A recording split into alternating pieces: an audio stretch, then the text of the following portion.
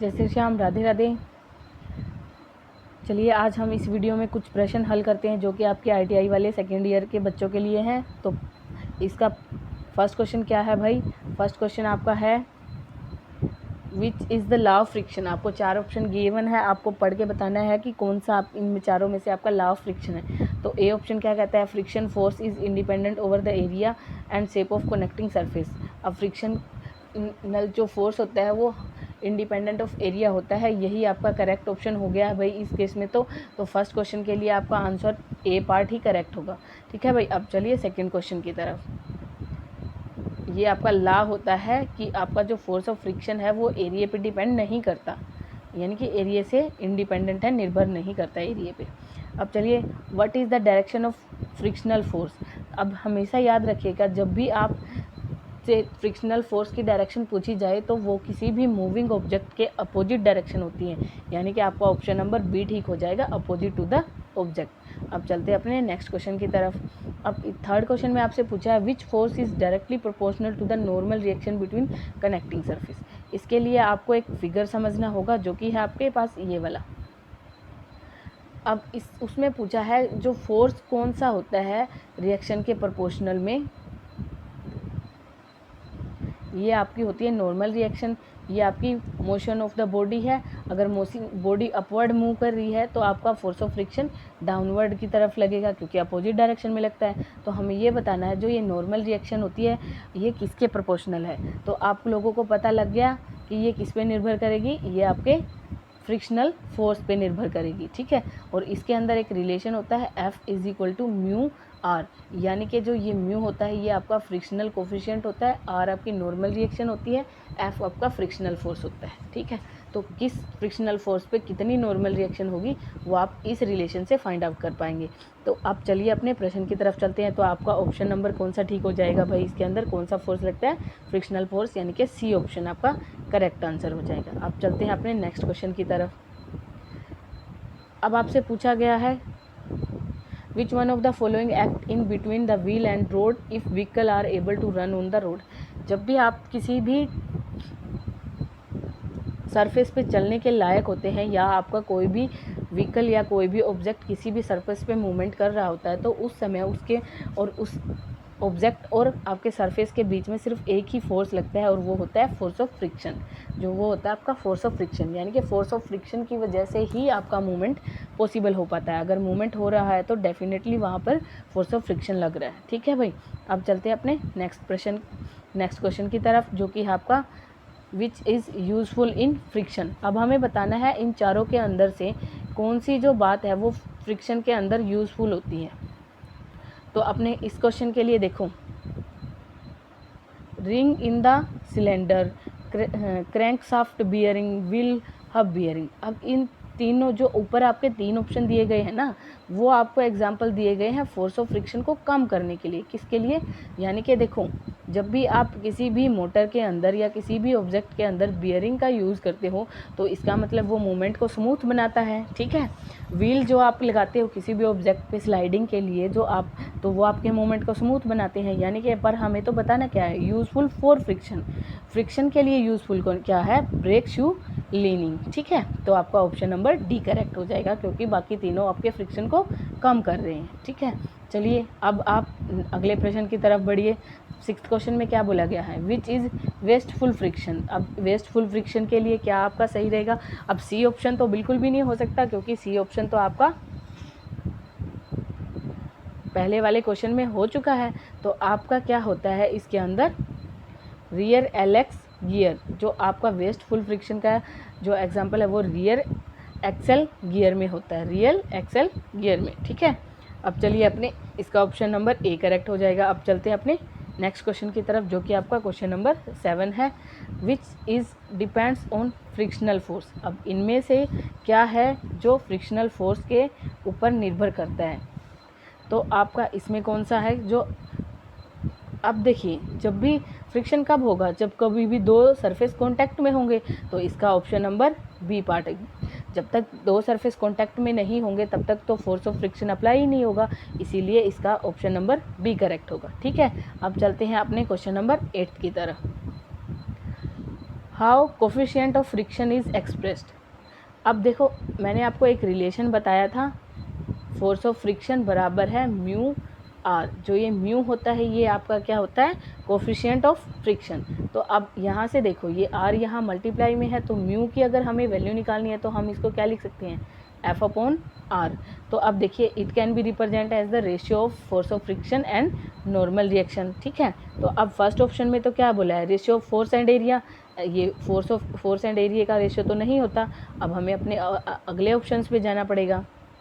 चलिए B option में क्या कहता है, ratio between force of friction and normal reaction. हाँ जी, आपका बी ऑप्शन करेक्ट हो जाएगा, क्योंकि आपका कोफिशिएंट ऑफ फ्रिक्शन क्या होता है, ratio of force of frictional and normal reaction.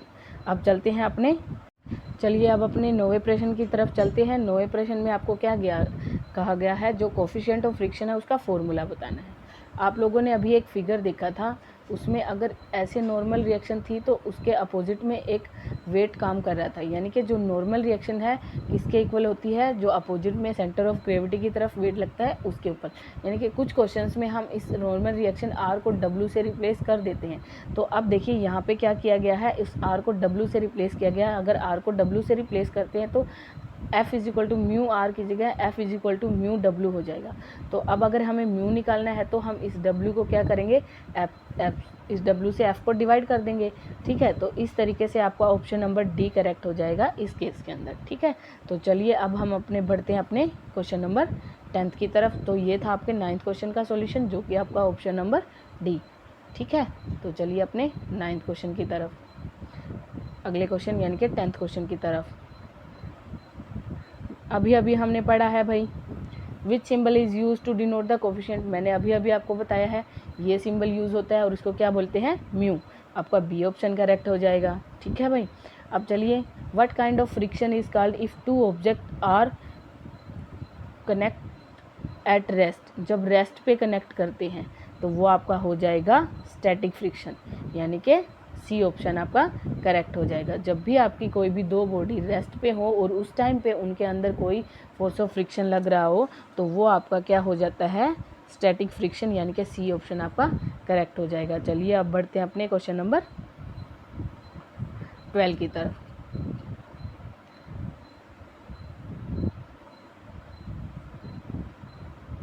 अब आपको आपका 12th क्वेश्चन क्या कहता है, विच इज़ द करेक्ट स्टेटमेंट। अब चारों स्टेटमेंट्स को पढ़ के आपको ये बताना है इनमें से कौन सी करेक्ट है।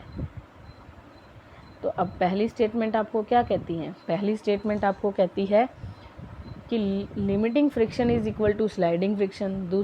दूसरी कहती है rolling friction is more than the sliding friction. Sliding friction is always less than the limiting friction. Limiting friction is always less than the sliding friction. अब देखिए, अब आप इससे पहले ये समझे, आप इससे पहले ये समझ लीजिए थोड़ा सा कि स्लाइडिंग फ्रिक्शन कौन सा होता है और स्टैटिक्स। अब स्टैटिक फ्रिक्शन तो हमने लास्ट क्वेश्चन में अभी पढ़ा है, जब दो बॉडी रेस्ट पे होती है तब आपका स्टैटिक फ्रिक्शन होता है। लिमिटिंग फ्रिक्शन क्या होता है, वो हाईएस्ट अमाउंट होता है फ्रिक्शन का, तो जिस पे कोई भी बॉडी मूवमेंट को कम से कम करती है। ठीक है, यानी कि limiting friction is that friction at which the motion of object is small, यानी कि lesser motion is possible on that particular surface. तो देखिए, जो स्लाइडिंग फ्रिक्शन होता है, जब बॉडी एक दूसरे पे स्लाइड करेगी तो उस टाइम पे फ्रिक्शन की वैल्यू स्मॉल होती है, यानी कि कम होती है। तो इसका मतलब जो स्लाइडिंग फ्रिक्शन है वो आपका लिमिटिंग फ्रिक्शन से तो कहीं ना कहीं कम ही होगा, तो आपका ऑप्शन नंबर सी करेक्ट हो जाएगा। ठीक है, तो अब चलते हैं अपने अगले प्रश्न की तरफ, यानी कि 13th question. What is the formula to find the force of if the object is just move up the plane. अब इसके अंदर आपका ऑप्शन नंबर क्या करेक्ट होगा भाई, 13 क्वेश्चन के अंदर आपका ऑप्शन नंबर बी करेक्ट होगा। जो ये फॉर्मूला आता है W into sine theta plus psi कोस साई, वेहर जो ये साई सिंबल है ना, ये आपका एंगल ऑफ फ्रिक्शन है, यानी कि बॉडी आपका जो फ्रिक्शन है ना सरफेस के ऊपर, जो फोर्स ऑफ फ्रिक्शन लग रहा है वो आपके हॉरिजॉन्टल के साथ किस एंगल पे लग रहा है, यानी कि किस एंगल को मूव करवा रहा है। यानी कि देखिए, आपको फोर्स ऑफ फ्रिक्शन का एंगल हम इस फिगर से समझा सकते हैं। जहाँ ये गिवन है ना आपको F is equal to W sine theta, जो ये थीटा गिवन है ना, ये आपका एंगल ऑफ फ्रिक्शन है। ठीक है, तो चलिए आपका ऑप्शन नंबर बी करेक्ट होगा 13 क्वेश्चन में। ठीक है भाई, चलिए नेक्स्ट आपका है 14th question, which of the angle is called angle of friction. वही पूछा गया है अब 15th क्वेश्चन में, इनमें से एंगल ऑफ फ्रिक्शन कौन सा होगा। तो अब आपको फिगर दिया गया है, आपको एंगल ऑफ फ्रिक्शन बताना है। तो अभी आपको एग्जांपल लेके मैंने दिखाया था, कौन से वाला होगा भाई, जो आपका हॉरिजॉन्टल के साथ बन रहा है। तो आपका फोर्स ऑफ फ्रिक्शन ये वाला है, तो क्या एंगल बन रहा है भाई हॉरिजॉन्टल के साथ, ये ROF। तो ये वाला एंगल क्या बन जाएगा आपका, एंगल ऑफ फ्रिक्शन। तो एंगल डी है आपका ROF for angle of friction. ठीक है भाई, अब चलिए नेक्स्ट की तरफ। What is the coefficient of friction if the angle is Q। जब आपको एंगल दिया गया होगा तो आपसे अगर फोर्स ऑफ फ्रिक्शन की वैल्यू पूछे तो आप क्या बताएंगे उसको, टेंजेंट ऑफ द एंगल। वो क्या होता है, tangent of that particular angle. अगर एंगल थीटा है तो टेंजेंट थीटा, एंगल पी है तो टेंजेंट पी। तो आपका ऑप्शन नंबर कौन सा करेक्ट हो जाएगा, सी। तो कोफिशिएंट ऑफ फ्रिक्शन निकालने के लिए आप क्या करोगे, tangent of angle of friction निकालोगे। ठीक है भाई, अब इसके साथ आप तो 15th क्वेश्चन का आंसर पता लग गया, वो क्या है, ऑप्शन नंबर सी। तो चलते हैं अपने अगले क्वेश्चन की तरफ, जो कि आपका question number 16। What denotes the letter R. अभी मैंने आपको बहुत सारे क्वेश्चन में बता दिया है, जो ये आर होता है ये क्या होता है भाई, नॉर्मल रिएक्शन। यानी कि ऑप्शन नंबर डी आपका 16th क्वेश्चन का करेक्ट हो जाएगा। ठीक है भाई, चलिए अब अपने बढ़ते हैं अपने नेक्स्ट क्वेश्चन की तरफ, जो कि है क्वेश्चन नंबर 17। अब क्वेश्चन नंबर 17 में आपसे क्या पूछा है, what is the purpose of A lubricant. अब लुब्रिकेंट क्या होते हैं, लुब्रिकेंट जैसे आप सभी ने अपने घर में देखा होगा ना, ऑयल एंड ग्रीस। जो ये ऑयल एंड ग्रीस हम लगाते हैं वो किस लिए लगाते हैं, इसलिए लगाते हैं ताकि आपकी जो मैकेनिकल पार्ट है ना किसी भी मशीनरी का, उसके अंदर से फ्रिक्शन की वजह से हो रही साउंड कम आए, यानी कि टू रिड्यूस द फ्रिक्शन। ठीक है, रिड्यूस का मतलब उसको कम करने के लिए। तो आपका ऑप्शन नंबर सी करेक्ट हो जाएगा, तो टू रिड्यूस फ्रिक्शन। ठीक है भाई, what type of lubricant is used in wick feed lubrication system. आपका जो विक फीड लुब्रिकेशन सिस्टम होता है उसके अंदर हम कैसा लुब्रिकेंट यूज़ करते हैं, ऑयल यूज़ करते हैं, ग्रीस यूज़ करते हैं, कटिंग ऑयल यूज़ करते हैं, या क्या यूज़ करते हैं। तो आपके 18th क्वेश्चन का राइट ऑप्शन क्या हो जाएगा भाई, हम आपके उसके अंदर क्या करते हैं, लब ऑयल यूज़ करते हैं। ठीक है भाई, तो ऑप्शन नंबर ए करेक्ट हो जाएगा। चलिए भाई अब बढ़ते हैं अपने नेक्स्ट क्वेश्चन की तरफ, जो कि है आपका question number 19। Which lubrication system is provided with a ring oiler to splash lub oil. अभी ऊपर वाले क्वेश्चन में आप लोगों ने क्या पढ़ा था, लब ऑयल हम यूज़ कर रहे हैं। तो अब आपके इस क्वेश्चन में क्या हो जाएगा, स्प्लैश फीड सिस्टम। किस में हो जाएगा भाई, स्प्लैश फीड सिस्टम। अगर आपको याद नहीं हो रहा है तो स्प्लैश लब ऑयल है, तो कौन से सिस्टम में लब ऑयल किस में यूज़ होता है, फीड सिस्टम में। तो स्प्लैश लब ऑयल है तो स्प्लैश फीड सिस्टम इसका आंसर आ जाएगा। तो आपका 19th क्वेश्चन का करेक्ट ऑप्शन क्या होगा, सी। चलिए अब बढ़ते अपने नेक्स्ट क्वेश्चन की तरफ। आपका 20वां क्वेश्चन क्या है, which one is the 3 type of lubrication system in the journal use. हमारे पास 3 तरह के आपके लुब्रिकेशन सिस्टम होते हैं इन जर्नल, और वो कौन से होते हैं भाई आपके, gravity feed system, force feed system and splash feed system. कौन से होते हैं, gravity feed system, force feed system and splash feed system, जो कि आपका ऑप्शन नंबर सी करेक्ट हो जाएगा। ओके भाई, तो 20th क्वेश्चन का आंसर क्या है, आप इसको याद कैसे कर सकते हो, GFS, यानी कि फीड सिस्टम तो पीछे सब के सेम ही है, जी से ग्रेविटी, एफ से फोर्स, एस से स्प्लैश, GFS करके इसको याद कर लो। ठीक है भाई, GFS, ग्रेविटी फोर्स स्प्लैश। ठीक है भाई, तो ये इसको याद करने की ट्रिक भी हो जाएगी कि GFS। ठीक है, चलिए अब अपने 21वें क्वेश्चन यानी कि 21 क्वेश्चन पे चलते हैं। Which lubrication system employs oil holes in the machines. अब 21वें क्वेश्चन में क्या पूछा है, कौन सा लुब्रिकेशन सिस्टम है जो एम्प्लॉयज ऑयल होल्स को मशीनरी में प्रोवाइड करवाता है। तो वो आपका कौन सा हो जाएगा भाई, इसके अंदर से ग्रेविटी फीड सिस्टम। कौन से में होता है, ग्रेविटी फीड सिस्टम। ओके भाई, तो चलिए अब अपने नेक्स्ट क्वेश्चन की तरफ चलते हैं, जो कि है आपका 22। What is the name of A lubrication system. What is the name of A lubrication system.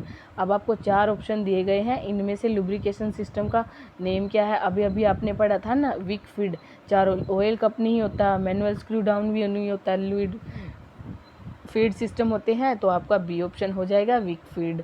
ठीक है भाई, ये आपका 22 का ऑप्शन करेक्ट आंसर हो जाएगा। चलिए अब अपने बढ़ते हैं 23rd क्वेश्चन की तरफ। Which is use to reduce the friction in a machine part. अब किसी भी मशीनरी पार्ट में फ्रिक्शन को रिड्यूस करने के लिए क्या यूज़ करते हैं इन सभी के अंदर से। तो अभी अभी हमने पढ़ा था ना लुब्रिकेंट्स क्या होते हैं, are the product use to reduce the friction in machinery part. So आपका ऑप्शन नंबर डी करेक्ट हो जाएगा 23rd के लिए। चलिए नेक्स्ट क्वेश्चन की तरफ। 24th question, which is the main purpose of using the lubricant oil in a engine moving part. अभी पढ़ा था सबसे मेन पर्पज़ क्या होता है, to reduce the friction, to reduce the friction, to reduce the friction. Lubricant जहाँ भी use होते हैं वहाँ किस लिए यूज़ किए जाते हैं, फ्रिक्शन को कम करने के लिए, यानी कि ऑप्शन नंबर बी करेक्ट हो जाएगा, टू रिड्यूस द फ्रिक्शन। चलिए अब आज की वीडियो के लास्ट क्वेश्चन की तरफ बढ़ते हैं, जो कि आपका 25th क्वेश्चन है। और 25th क्वेश्चन में क्या है, विच इज़ द करेक्ट स्टेटमेंट। आपको 4 स्टेटमेंट दी गई हैं, आपको उनमें से करेक्ट को चूज़ करना है। Lubricant act as a prevent corrosion, lubricant act as a seal, act as a fuel, act as a filter. ना तो आपका लुब्रिकेंट कभी फिल्टर का काम करेगा और ना ही आपका लुब्रिकेंट फ्यूल के रूप में काम होता है, ना ही उसको हम सील की वजह से, सील के तरीके से यूज़ करते हैं। वो हमेशा प्रिवेंट करता है कोरोजन। कोरोजन क्या मतलब होता है, फ्रिक्शन के कारण आपकी किसी भी मशीनरी पार्ट के अंदर जो खराबी आती है उसको कोरोजन बोलते हैं। तो उसको प्रिवेंट यानी कि उससे मशीनरी पार्ट को प्रिवेंट करने के लिए लुब्रिकेंट काम करता है। तो इसका ऑप्शन नंबर ए करेक्ट हो जाएगा। तो ये थे आपके कुछ क्वेश्चंस जो आपकी ITI वाले बच्चों के सेकेंड ईयर के लिए फाइनल एग्ज़ाम में हेल्प करेंगे। I hope you like that. Thank you. Radhe Radhe.